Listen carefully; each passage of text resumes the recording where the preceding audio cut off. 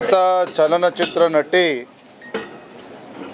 ಕಂಚನ ಕಂಠದ ಅಪರ್ಣಕ್ಕ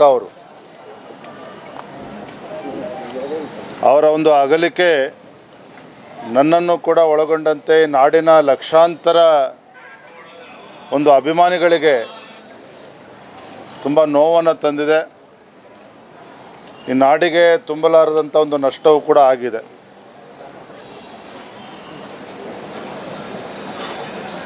ಅವರ ಆತ್ಮಕ್ಕೆ ಶಾಂತಿ ಸಿಗಲಿ, ಅವರ ಕುಟುಂಬಕ್ಕೆ ಆ ನೋವನ್ನು ತಡಿತಕ್ಕಂಥ ಶಕ್ತಿಯ ಭಗವಂತ ದಯಪಾಲಿಸಲಿ ಅಂಥೇಳಿ ನಾನು ಪ್ರಾರ್ಥನೆಯನ್ನು ಮಾಡ್ತೇನೆ. ಬನ್ನಿ ಸರ್, ನೀವು ನಮ್ಮ ಕನ್ನಡ ಚಿತ್ರರಂಗದ ಒಂದು ಭಾಳ ಹೆಸರು ಮಾಡತಕ್ಕಂಥ ಒಂದು ನಟಿ ಇವತ್ತು ನಮ್ಮ ಕನ್ನಡ ಚಿತ್ರರಂಗನ ಅಗಲಿದ್ದಾರೆ. ಭಾಳ ನೋವಿದೆ. ಆ ಭಗವಂತ ಅವ್ರ ಕುಟುಂಬಕ್ಕೆ ಒಂದು ಧೈರ್ಯ ತುಂಬುವಂಥದ್ದಾಗಲಿ. ಅಪರ್ಣ ಅವ್ರ ಬಗ್ಗೆ ನಮಗೆಲ್ರಿಗೂ ಅಪಾರವಾದ ಗೌರವ. ಚಿತ್ರರಂಗದ ಪ್ರತಿಯೊಬ್ಬರಿಗೂ ಸಹ ಇವತ್ತು ಅವರು ಅಗಲಿರೋದು ಕನ್ನಡ ಚಿತ್ರರಂಗಕ್ಕೆ ಭಾಳಷ್ಟು ನಷ್ಟ ಉಂಟಾಗಿರೋಂಥದ್ದು. ಇಂಥ ಒಂದು ಸಂದರ್ಭದಲ್ಲಿ ಹೆಚ್ಚಿಗೆ ಮಾತನಾಡೋಂಥದ್ದಲ್ಲ.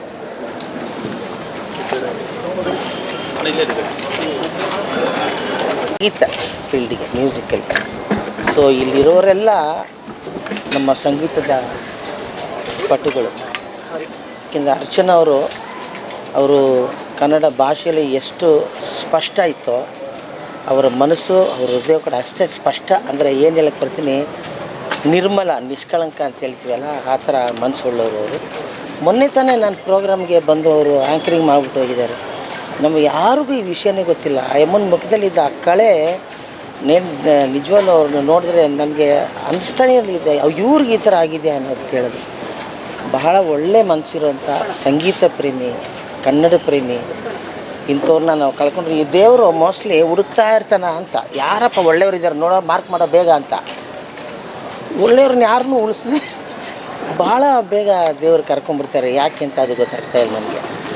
ಇಂಥ ಒಂದು ಸಂದರ್ಭದಲ್ಲಿ ಅವ್ರಿಗೆ ಅರ್ಚನಾ ಅವರು ಇಲ್ಲ ಅನ್ನೋದು ನಮಗೆ ಆಶ್ಚರ್ಯ. ನನಗಿನ್ನೂ ಸಾಧ್ಯನೇ ಇಲ್ಲ.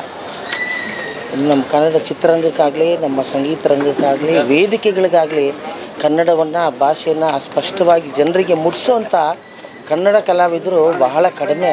ಅಂದರೆ ಇವರು ಇಲ್ಲ ಅಂದಾಗ ಭಾಳ ನೋವಾಗುತ್ತೆ.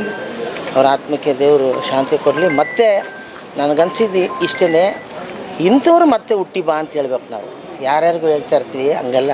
ಇಂಥವ್ರು ಮತ್ತೆ ಹುಟ್ಟಿ ನಮ್ಮ ಮಧ್ಯೆ ಬರಬೇಕು. ಮತ್ತು ನಮ್ಮ ಭಾಷೆ ಅದಕ್ಕೆ ಅವ್ರನ್ನ ಅರ್ಚನಾ ಅವರು ಇರಬೇಕು ಅಂತ ನನಗೆ ಅನಿಸ್ತಾಯಿದೆ. ಇದು ಅರ್ಚನಾ ಅವ್ರಿಗೆ ಆ್ಯಕ್ಚುಲಿ ಸ್ಟೇಟ್ ಹಾನರ್ ಮಾಡಬೇಕು. ಮಾಡ್ತಾಯಿದ್ದಾರೆ ಇಲ್ಲ ಅನ್ನೋದು ಗೊತ್ತಿಲ್ಲ. ಇನ್ನು ಸ್ಟೇಟ್ ಹಾನರ್ ಇಂಥ ಒಂದು ಕಲಾವಿದರಿಗೆ ಮಾಡ್ತಾರೆ. ಖಂಡಿತ ಮಾಡಿದ್ರೆ ಮಾತ್ರ ನಿಜವಾಗ್ಲೂ ತುಂಬ ನಮ್ಮ ಸರ್ಕಾರಕ್ಕೆ ಎಲ್ರಿಗೂ ಧನ್ಯವಾದಗಳನ್ನ ಹೇಳ್ತೀನಿ. ಅರ್ಚನಾ ಅವರ ಆತ್ಮಕ್ಕೆ ಶಾಂತಿ ಸಿಗಲಿ. ಸರ್, ಅಕಾಡೆಮಿ ಅಧ್ಯಕ್ಷರಾಗಿ ನಿಮ್ಮ ಅಧ್ಯಕ್ಷತೆಯಲ್ಲಿ ಒಂದು ಕಾರ್ಯಕ್ರಮ ಆದರೂ ಅವರು ನಿರೂಪಿಸಬೇಕಿತ್ತು. ಒಂದು ಕಾರ್ಯಕ್ರಮ ಬೆಳ್ಳಿ ಹೆಜ್ಜೆ ಅನ್ನೋ ಕಾರ್ಯಕ್ರಮ ನಮ್ಮ ಅಕಾಡೆಮಿಯಿಂದ ಮಾಡ್ತಾಯಿದ್ದೀವಿ. ನಾನು ಈಗ ಮುಂದಕ್ಕೆ ಮೊದಲನೇದು ಅರ್ಚನಾ ಅವ್ರದ್ದೇ ಮಾಡ್ತೀನಿ. ಅವರ ಸಾಧನೆಗಳು, ಅವರ ಚಿತ್ರಗಳು, ಅವ್ರು ಮಾಡಿರೋಂಥ ಆ್ಯಂಕರಿಂಗು ಮತ್ತು ಅವರು ಏನೇನು ಮಾಡಿದ್ರು ಎಲ್ಲವನ್ನೂ ಒಂದು ಎಕ್ಸಿಬಿಷನ್ ಥರ ನಮ್ಮ ಅಕಾಡೆಮಿಲೇ ದೊಡ್ಡ ನಾವು ಒಂದು ಹಾಲ್ ಮಾಡಿದ್ದೀವಿ. ಅದಕ್ಕೋಸ್ಕರ ಎಕ್ಸಿಬಿಷನ್ ಮಾಡಬೇಕು ಅಂತಲೇ ಅಂದ್ಕೊಂಡಿರೋಂಥ ಜಾಗ. ಅದರಲ್ಲಿ ಎಕ್ಸಿಬಿಷನ್ ಮಾಡಿ ಅವರ ಎಲ್ಲ ಫೋಟೋಗಳನ್ನ ಹಾಕಿ ಅರ್ಚನಾ ಅವರ ಏನದು ಅಪರ್ಣ ನನಗೆ ದಯವಿಟ್ಟು ಪತ್ರಿಕೆ ಅಪರ್ಣ ಅವರ ಒಂದು ಎಕ್ಸಿಬಿಷನ್ ನಾನು ಮಾಡೇ ಮಾಡ್ತೀನಿ. ಅಕಾಡೆಮಿ ಹತ್ರ ಫಸ್ಟ್ ಕೆಲಸ ಅದೇ ಮಾಡ್ತೀನಿ. ಅಪರ್ಣ ಆತ್ಮಕ್ಕೆ ಶಾಂತಿ ಸಿಗಲಿ.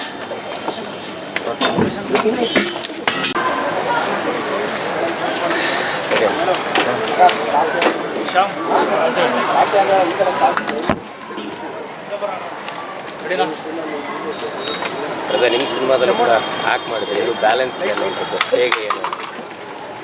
ಅದೇ 2 months ಬ್ಯಾಕ್ ನಾವು ಡ್ರಾಮಾನ ಶೂಟ್ ಮಾಡಿದ್ವಿ. ಸೊ ಇಡೀ ಟೀಮ್ಗೆ ತುಂಬ ಬೇಜಾರಾಗಿದೆ, ತುಂಬ ದುಃಖ ಆಗಿದೆ. ಸೊ ಅದ್ರ ಜೊತೆ ಸಾಕಷ್ಟು ಟೈಮ್ ಸ್ಪೆಂಡ್ ಮಾಡಿದ್ವಿ. ಡ್ರಾಮಾನ ಆ್ಯಕ್ಚುಲಿ ಸ್ಟಾರ್ಟ್ ಆಗಿ ಆಲ್ಮೋಸ್ಟ್ ಒಂದು 5-6 years ಆಯಿತು. ಸೊ ಆ ಪ್ರೊಸೆಸ್ಸಿಂದನೂ ಅವ್ರ ಜೊತೆ ಜಾಸ್ತಿ ವರ್ಕ್ಶಾಪ್ಗಳು ಮಾಡಿ, ಒಂದಿಷ್ಟು ಸೀನ್ಗಳ ಬಗ್ಗೆ ಡಿಸ್ಕಷನ್ಸ್ ಮಾಡಿ ತುಂಬ ಟೈಮ್ ಸ್ಪೆಂಡ್ ಮಾಡ್ತೀವಿ. ಇವತ್ತು ಬೇಜಾರಾಗಿದೆ. ಬಟ್ ಏನಂದರೆ ಅಟ್ಲೀಸ್ಟ್ ಅವ್ರ ಜೊತೆ ಒಂದು ಆ್ಯಕ್ಟ್ ಮಾಡಿರೋ ಒಂದು ಭಾಗ್ಯ ಸಿಕ್ತು ಅಂತ ತುಂಬ ಖುಷಿ. 30 ವರ್ಷ ನಂತರದಲ್ಲಿ ನಿಮ್ಮ ಸಿನಿಮಾ ಮೂಲಕ ಅವರು ನಟನೆಗೆ ವಾಪಸ್ ಬಂದು ಕಂಬ್ಯಾಕ್ ಮಾಡಿದ್ರು, ಅದು ತಾಯಿ ಪಾತ್ರದಲ್ಲಿ ಮಾಡ್ತಿರೋದು.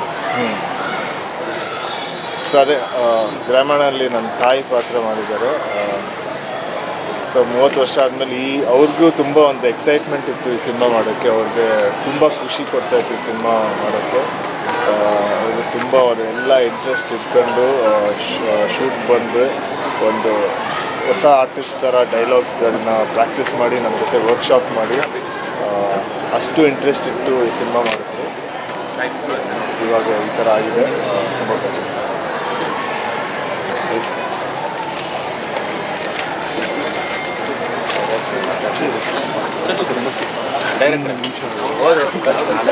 ಹೇಳ್ಬಿಟ್ಟು ಅಣ್ಣ ಒಂದು ನಿಮಿಷ ಸರ್, ಅದೇ ಒಂದು ಇನ್ನೂ 5 ದಿನ ಶೂಟಿಂಗ್ ಬ್ಯಾಲೆನ್ಸ್ ಇತ್ತು ಅನ್ನೋಂಥದ್ದು. ಏನು ಪಾತ್ರ ಮಾಡಿದ್ರು, ಹೇಗೆ ಅಂದರೆ ತಪ್ಪಾಗಲಾರ್ದು ಅಂತ ನನ್ನ ಭಾವನೆ. ಯಾವುದೇ ಕಾರ್ಯಕ್ರಮ ಇರ್ಬೋದು, ಅವರ ನಿರೂಪಣೆ ಇದ್ದರೆ ಅದಕ್ಕೊಂದು ದೊಡ್ಡ ಮೆರುಗು ಬರ್ತಾಯಿತ್ತು. ಅದು ಸಣ್ಣ ಕಾರ್ಯಕ್ರಮ ಆಗಲಿ, ದೊಡ್ಡ ಕಾರ್ಯಕ್ರಮ ಆಗಲಿ, ಯಾವುದೇ ಕಾರ್ಯಕ್ರಮ ಆಗಲಿ, ಒಬ್ಬರ ಸ್ಮರಣೆ ಇರ್ಬೋದು, ಒಬ್ಬರ ಹೊಗಳಿಕೆ ಇರ್ಬೋದು, ಯಾವುದೇ ಇದ್ರೂ ಅವರ ಧ್ವನಿ, ಅವರ ಮಾತುಗಳು ಒಂದು ಸಂಗೀತದ ರೀತಿಯಲ್ಲಿ ಇರ್ತಾಯಿತ್ತು. ನಿಜವಾದ ಕನ್ನಡದ ಸೇವೆ ಮಾಡಿರೋದು ಅಂದರೆ ಅಪರ್ಣ. ಕನ್ನಡ ಹೋರಾಟಗಾರರು ಎಲ್ಲ ಗಲಾಟೆ ಮಾಡ್ತಾ ಇರ್ಬೋದು, ಸದ್ದು ಸುದ್ದಿಲ್ಲದೆ ಕನ್ನಡದ ಸೇವೆಯನ್ನು ಮಾಡಿದ ಶ್ರೇಷ್ಠ ನಿರೂಪಕಿ ಅಪರ್ಣ.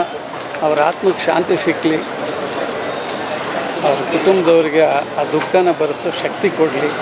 ನಾವು ಕೂಡ ಆ ದುಃಖದಿಂದ ಹೊರಗೆ ಬರೋಕ್ಕೆ ಇನ್ನೂ ಕೆಲವು ಕಾಲ ಬೇಕಾಗ್ಬೋದು. ಆಕೆಗೆ ಸದ್ಗತಿ ಸಿಕ್ಕಲಿ ಅಂತ ನಾನು ಪ್ರಾರ್ಥನೆ ಮಾಡ್ತೀನಿ. ಒಳ್ಳೆಯದಾಗಲಿ.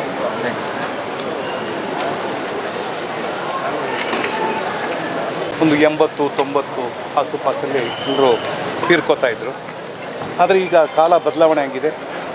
ಈಗ ನಮ್ಮ ಸ್ನೇಹಿತರುಗಳೆಲ್ಲ ಹೋಗ್ತಾ ಇದ್ದಾರೆ, ಅಂದರೆ ನಮ್ಮ ವಯಸ್ಸಿನವರು 70-60. ದುರಂತ ಅಂದರೆ ಏನಪ್ಪ ಅಂದರೆ ನಮಗಿನ್ನ ಸಣ್ಣ ವಯಸ್ಸಿನವರು ಹೋಗೋದು ತಡ್ಕೊಳ್ಳೋಕ್ಕೆ ಆಗೋದಿಲ್ಲ. ಅದಕ್ಕೆ ಉದಾಹರಣೆ ಅದು ಅಪ್ಪು ಆಗಿರ್ಬೋದು ಅಥವಾ ನನ್ನ ಅಳಿಯ ಚಿರು ಆಗಿರ್ಬೋದು. ಇವತ್ತೇನಪ್ಪ ಅಂದರೆ ಕನ್ನಡತಿ ಅಪರ್ಣ, ಕನ್ನಡತಿ, ಅಪ್ಪಟ ಕನ್ನಡತಿ. ಅವಳು ಪರಿಶುದ್ಧವಾದ ಕನ್ನಡವನ್ನು ಮಾತಾಡ್ತಾಯಿದ್ಲು. ಅವಳಿಗೆ ಸುಸಂಸ್ಕೃತಿ ಒಳ್ಳೆಯವಳು. ಅನೇಕ ಧಾರಾವಾಹಿಗಳಾಗಿರ್ಬೋದು ಅಥವಾ ಅವಳ ಒಂದು ಏನು ನಿರೂಪಣೆ ಆಗಿರ್ಬೋದು, ಎಲ್ಲೂ ಆರ್ಭಟ ಇರ್ತಿರಲಿಲ್ಲ. ಸಹಜವಾಗಿ ಸುಲಲಿತವಾಗಿ ಕನ್ನಡವನ್ನು ಮಾಡಿ ನಮ್ಮ ಟಿವಿಗಳಿಗೆ ಆನಂದ ತಂದಂಥ ಅಪರ್ಣ ನಮ್ಮ ಮುಂದೆ ಇವತ್ತಿಲ್ಲ. ಅವರ ಯಜಮಾನರನ್ನು ಟ್ವೀಟ್ ಮಾಡಿದೆ, ಒಂದು ಮಾತು ಹೇಳಿದ್ರು, ಆಕೆ ಮುತ್ತೈದೆಯಾಗಿ ತೀರ್ಕೊಂಡಿದ್ದಾರೆ. ಅದೊಂಥರ ವರ ಅಂತ ಹೇಳ್ಬೋದು. ಯಾಕೆಂದರೆ ಸಾವು ನಿಶ್ಚಿತ, ಆದರೆ ಮುತ್ತೈದೆಯಾಗಿ ಹೋಗೋದಿದೆಯಲ್ಲ, ಅದು ಅವ್ರು ಪಡ್ಕೊಂಬಂದಂಥ ವರ ಅಂತ ಹೇಳಬೇಕಾಗತ್ತೆ. ಅವ್ರ ತಂದೆ ಆಶೀರ್ವಾದ. ಏನೇ ಆಗಲಿ ಸಾವಿನೇ, ಅದು ಯಾವ ರೀತಿ ಬರುತ್ತೆ ಅಂತ ಯಾರಿಗೂ ಹೇಳೋಕ್ಕಾಗೋದಿಲ್ಲ. ಅವಳ ಆತ್ಮಕ್ಕೆ ಶಾಂತಿ ಸಿಗಲಿ. ಅವಳು ಕನ್ನಡಕ್ಕೆ ಮಾದರಿಯಾಗಿದ್ದಾಳೆ. ಆ ಮಾದರಿ ಎಲ್ರಿಗೂ ಸಿಗಲಿ ಅಂಥ ಒಂದು ಕನ್ನಡಕ್ಕೆ ನಮಗೆ ಬೇಕಾಗಿದೆ ಇವತ್ತು. ಕನ್ನಡ ಚಿತ್ರರಂಗಕ್ಕೆ ಮಾತ್ರ ಅಲ್ಲ, ಕನ್ನಡ ಸಾಂಸ್ಕೃತಿಕ ಲೋಕಕ್ಕೆ ಇಂತಹ ಒಂದು ವ್ಯಕ್ತಿ ಅಂದರೆ ನಿರೂಪಕಿಯಾಗಿರ್ಬೋದು, ನಟಿಯಾಗಿರ್ಬೋದು, ಅಥವಾ ಒಂದು ಹೆಣ್ಣು ನಮಗೆ ಮಾದರಿ ಆಗಬೇಕಾಗತ್ತೆ. ಬಹುಶಃ ಅದೇನೋ ಗೊತ್ತಿಲ್ಲ, ಅವಳ ಮೊದಲನೇ ಚಿತ್ರನೇ ಮಸಣದ ಹೂವು ಬಂದುಬಿಟ್ಟಿದೆ. ಯಾಕೋ ಇದೆಲ್ಲ ಕಾಕತಾಳೀಯ ಅಂತ ಅನ್ಸುತ್ತಾ ಅಂತ ಗೊತ್ತಿಲ್ಲ. ಪುಟ್ಟಣ್ಣ ಕಣಗಲ್ಲು ಇವಳನ್ನ ನಾಯಕಿಯಾಗಿ ಮಸಣದ ಹೂವಿನಲ್ಲಿ ತಂದಿದ್ದಾರೆ. ಇವತ್ತು ಅವಳಿಲ್ಲ, ಆದರೆ ಆ ಸಿನಿಮಾ ಇದೆ. ಆ ಸಿನಿಮಾ ನೋಡಿದಾಗ ಗೊತ್ತಾಗುತ್ತೆ ಎಷ್ಟು ಅದ್ಭುತವಾದ ಅಭಿನಯ ಮಾಡಿದ್ದಾಳೆ ಅಂತ. ನನ್ನ ಜೊತೆ ಕೂಡ ಒಂದು ಧಾರಾವಾಹಿನಲ್ಲಿ ಮಾಡಿದ್ದು, ನಾಗತಿಹಳ್ಳಿ ಚಂದ್ರಶೇಖರ್ ಅವರು ಮಾಡಿಸಿದಂಥ ಧಾರಾವಾಹಿ. ಅದರಲ್ಲಿ ಇಬ್ಬರು ನಾಯಕರು, ಒಬ್ಬಳು ನಾಯಕಿ. ನಾನು ಮತ್ತು ವಿಜಯಕಾಶಿ ಮಾಡಿದ್ವಿ, ಅಪರ್ಣ ಮಾಡಿದ್ವಿ. ನನ್ನ ನಾಯಕಿ ನನ್ನ ಜೊತೆ ಇಲ್ಲ. ಆ ಕೊರಗು ನನಗಿದೆ. ಇರಲಿ, ಏನೇ ಆದರೂ ಜೀವನವನ್ನು ಎದುರಿಸ್ಕೊಂಡು ಮುಂದೆ ಹೋಗಬೇಕು. ಕನ್ನಡಕ್ಕೆ, ಕನ್ನಡ ಚಿತ್ರರಂಗಕ್ಕೆ ಮತ್ತು ಕನ್ನಡ ಸಾಂಸ್ಕೃತಿಕ ಲೋಕಕ್ಕೆ ತುಂಬಲಾರದ ನಷ್ಟ ಅಂತ ಹೇಳಿ ನಾನು ಅವಳ ಆತ್ಮಕ್ಕೆ ಶಾಂತಿ ಕೊಡ್ತೀನಿ. ಅಷ್ಟೇ. ನಮಸ್ಕಾರ.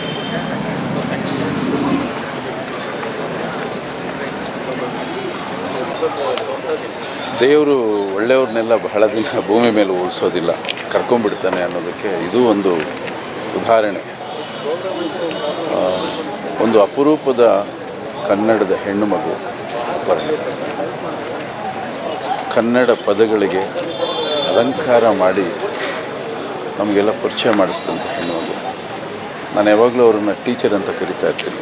ಯಾಕೆಂದರೆ ಭಾಳಷ್ಟು ಜನ ಅವರಿಂದ ಭಾಷೆಯ ಪಾಠವನ್ನು ಕಲಿಬೇಕಾದಂಥ ಇದ್ದಿದ್ದು. ಎಸ್ ಪಿ ಬಾಲಸುಬ್ರಹ್ಮಣ್ಯಂ ಅವರು ಒಂದು ಕಾರ್ಯಕ್ರಮದಲ್ಲಿ ಹೇಳ್ತಾ ಇದ್ದಾರೆ, ಅಪರ್ಣ ಅವ್ರ ಹತ್ರ ಒಂದು ತಿಂಗಳು ನಾನು ಟ್ಯೂಷನ್ಗೆ ಹೋಗಬೇಕು ಸರ್ ಅಂತ.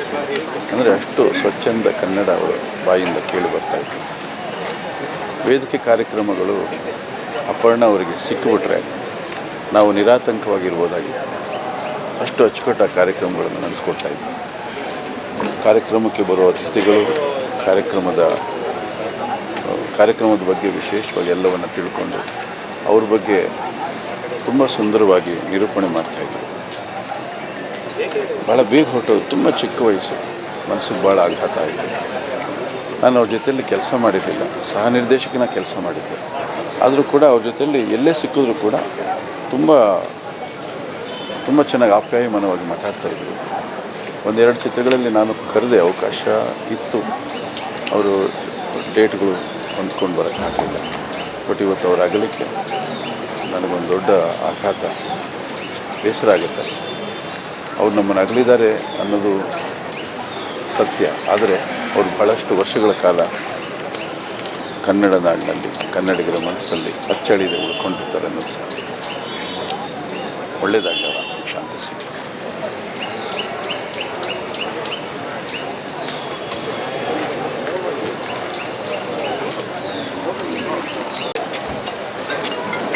ಎಲ್ಲರೂ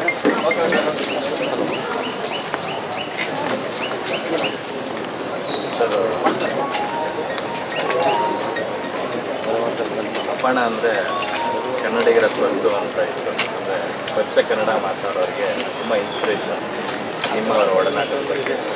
ಅಲ್ಲ, ನೀವು ಹೇಳ್ತೀವಿ ಈತನೇ ಪೇಪರಲ್ಲಿ ಓದ್ತಾ ಇದ್ದ, ಅವ್ರು ಬರೆದಿದ್ದಾರೆ, ಸಿಬಿರು ತೆಗೆದ ಕಬ್ಬಿನಂತೆ ಕಾದು ತಂಪಾದ ಹಾಲಿನಂತೆಲ್ಲ ಕನ್ನಡ ನಾವು ವರ್ಣನೆ ಮಾಡ್ತೀವಲ್ಲ, ಅದನ್ನೆಲ್ಲ ನೋಡಿದ್ದು ಅಪರ್ಣ ಅವರ ಕನ್ನಡವನ್ನು ಮಾತಾಡ್ತಿದ್ದಾಗ ಅವ್ರು ಬರೆದಿದ್ರು. ಸೊ ಅಂದರೆ ನಾವು ಅದೇನೋ ಅವರ ಮುಖದಲ್ಲಿ ಉಂಟ ಸೌಮ್ಯ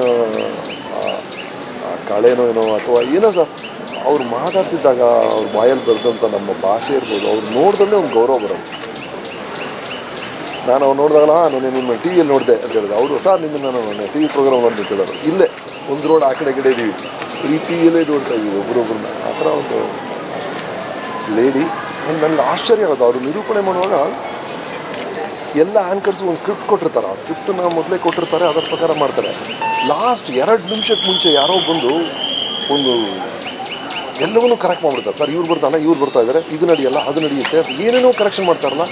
ಏನು ಮಾಡಿದ್ರು ಅಪರ್ಣ ಕೂಲಾಗಿ ಸರಿ, ಟೆನ್ಷನ್ ಆಗ್ತದೆ. ಅಷ್ಟು ಕಾನ್ಫಿಡೆನ್ಸ್ ಆ ನಿರೂಪಣೆ ಬಗ್ಗೆ ಅವ್ರಿಗೆ ಇದ್ದಿದ್ದು ಆತ್ಮವಿಶ್ವಾಸ, ಅವರ ಭಾಷೆ ರೀ.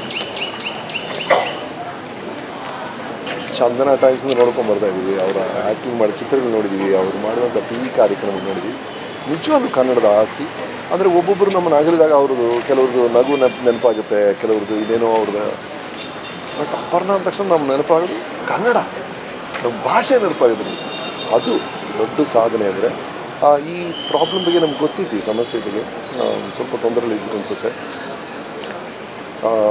ಅಡ್ವಾನ್ಸ್ ಸ್ಟೇಜಲ್ಲಿತ್ತು ಅಂತ ಹೇಳಿದ್ರು ಮನೆಯವರು. ಸೊ ಏನೇ ಅವರ ಆತ್ಮಕ್ಕೆ ಶಾಂತಿ ಸಿಗಲಿ. ಒನ್ ಆಫ್ ದಿ ಫೈನೆಸ್ಟ್ ನಾವು ನೋಡುವಂಥ ನಿರೂಪಕರಲ್ಲಿ ಅತಿ ಶ್ರೇಷ್ಠವಾದ ನಿರೂಪಕರು ಅಂತ ಅಪರ್ಣ.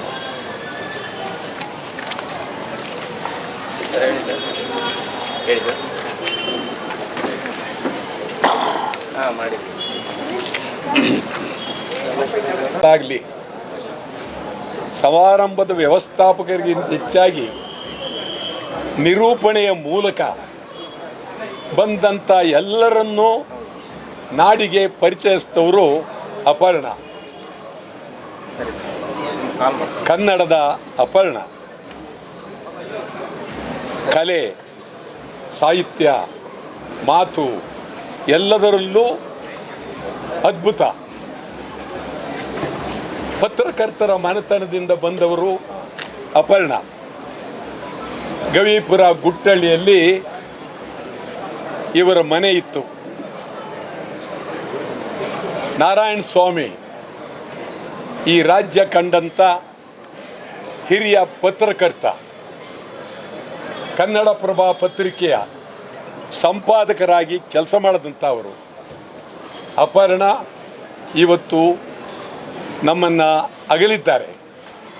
ಇದು ಕನ್ನಡಕ್ಕೆ ಬಹಳ ನಷ್ಟ, ನಿಜವಾಗಲೂ ನೋವಾಗುತ್ತೆ.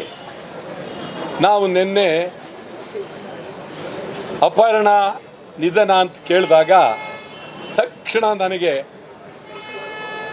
ಇವರ ಒಂದು ಚಿತ್ರ ಕಣ್ಮುಂದೆ ಬಂತು. ಭಾಳ ನಿಜವಾಗಲೂ ನೋವಾಗುತ್ತೆ. ಅವರ ಆತ್ಮಕ್ಕೆ ಶಾಂತಿ ದೊರಕಲಿ. ನಮಸ್ಕಾರ.